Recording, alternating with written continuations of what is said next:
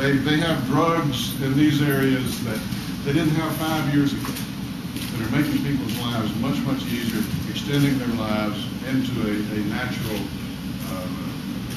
time frame in terms of dying of something else at an old age. But prevention is important.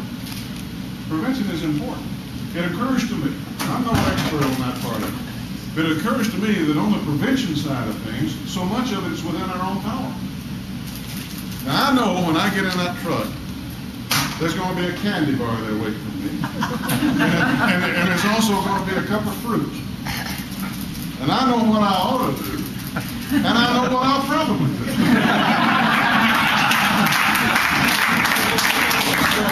So diet and exercise are extremely, extremely important. But to tell you the truth, I'm not sure how much more we need to know about that. We can do a lot of things on the preventive side ourselves, but we need those experts, we need those research dollars going in to the prevention side the way we have it now, and increased as the number of people affected in our country increased, and as cures become achievable and they get in sight. Senator, we have time for one more question. I have a question about immigration. And I'm very supportive on your opinion of how it is. People who've been here have the right first versus those coming in and just given a card. The question is, obviously that country has a problem with how they make money for their people or how they make money.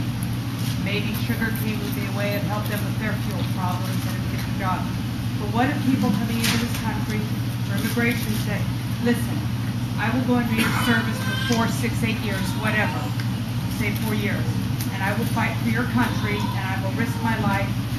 Would you be willing to consider then giving them a card? The fact that they come and said, yes, I will give you my life if that's what happens. Would that be more acceptable, obviously, to what some people are saying, let's just give them a card and say, here you go? If they're already here, when we have some people who are already here lawfully, absolutely. If I understand your question correctly, they're here lawfully, but they're serving our country. I think that they ought to have a clear, quick path to naturalization. They ought to get credit for serving our country. There's no question about that. We have a lot of people here, obviously, and people, others are talking about giving them cards because they're here illegal. Yeah. Now, that's a different situation. Right, but if they're willing to come up front and say, I'm illegal, but I will spend my time in your service, would that be somewhere to go other than just shipping them out because we can't find them all? I don't think. Is there some way that they could work?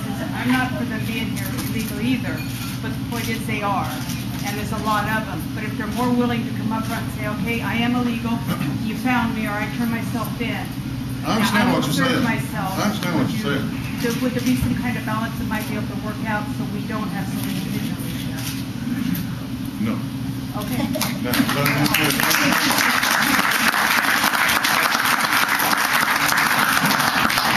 Let me elaborate a little bit.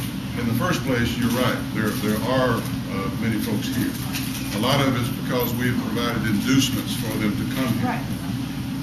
But that being said, we can have enforcement by attrition if we start doing the right things.